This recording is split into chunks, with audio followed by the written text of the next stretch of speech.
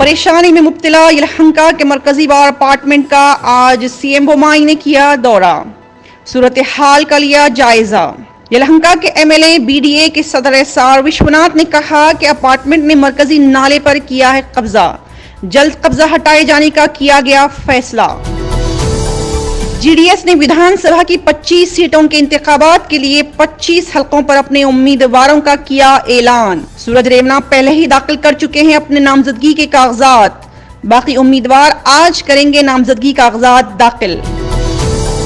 Bangalore development authority में करोड़ों के घोटाले का पर्दाफाश करने वाले एसीबी के अफसरान की कार्रवाई आज भी जारी। मामले से जुड़े अहम दस्तावेज का मुआयना किया जा रहा है और अहदेदारों से भी की जा रही है तफ्तीश। बैंगलोर हवाई अड्डे पर आग के खतरात से निपटने के लिए पहली बार रोजेनबेयर फायर फाइटिंग सिमुलेटर लागू। सबसे जदीद फायर फाइटिंग टेक्नोलॉजी का जुनूबी एशिया में पहली बार कराया गया मुतारफ।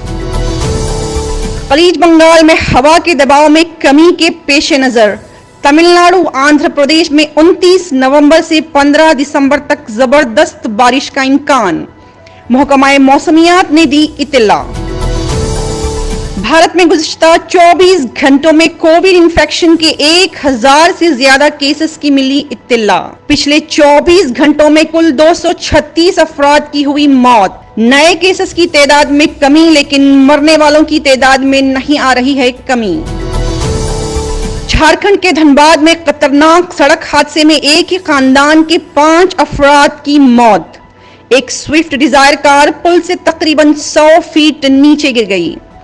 200 किलोमीटर फी घंटा की रफ्तार से कर रही थी सफर। कांग्रेस और सीपीआईएम की तरह बीजेपी से नहीं भागती तृणमूल कांग्रेस। टीएमसी के नेशनल जनरल सेक्रेटरी अभिषेक बैनर्जी ने कहा, हम त्रिपुरा के बल्दियाती इंतखाबात में बीजेपी को देंगे शिकस्त। रामायण एक्सप्रेस ट्रेन के अटेंडेंट के केसरी रंग की यूनिफॉर्म पर संतों के एतराज के बाद की गई वर्दी में तब्दीली। ट्रेन अटेंडेंट को पेशा वाराना नजर आने के लिए यूनिफॉर्म को मुकम्मल तौर पर कर दिया गया तब्दील।